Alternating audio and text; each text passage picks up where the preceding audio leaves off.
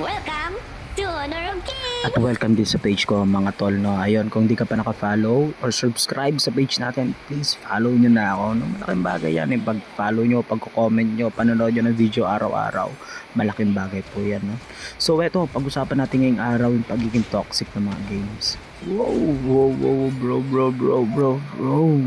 Bigat na usapin to, no. Mabigat na usapin to yung pagiging toxic. No, paano nga ba nasasabing toxic ang isang game? O totoo bang merong toxic na game?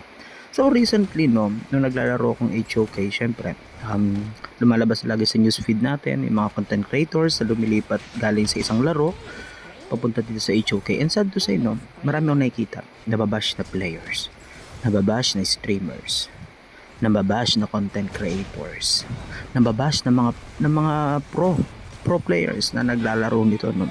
And you know what? I find it toxic. Totoo. Yun na yun. Walang toxic na laro. Yung toxic yung tao. No, merong isang community dito na mahirap na pangalanan, no. Pero dati na akong kabilang sa community na yun, no. And isa sa mga na-observe ko is napaka-toxic ng community na yun. Napaka-toxic. Ewan ko ba bakit nila inaano yung bakit nila tina-trash talk, bakit nila binabash ang isang content creator, isang player na pinili nilang laruin ng isang bagay na sa tingin nila mas masaya sila doon. No? Bakit ganun? Hindi ko magets yung punto na bakit mo sila kailangan sabihan na walang utang na loob. Bro, dito ka nagumpisa. Dito ka nagumpisa, ngayon nandiyan ka na. Wala ka bang utang na loob? Napaka walang kwenta mo naman.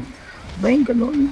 Napakabigat na mga salita binibitawan mo sa isang tao na hindi mo naman alam ang pinaka naging dahilan. Ang alam mo lang lumipat siya pero you don't know the cause kung bakit niya ginawa yun. No? Laro lang yan, yes, that is just a game, pero bakit ganun? Bakit napakaraming players, napakaraming members ng community, ng iba't ibang communities ang nanta-trash talk dahil lang sila nalaro ang game na hindi naman pasok sa standard nila. Hindi lang pasok sa standard mo, wala nang kwentang tao.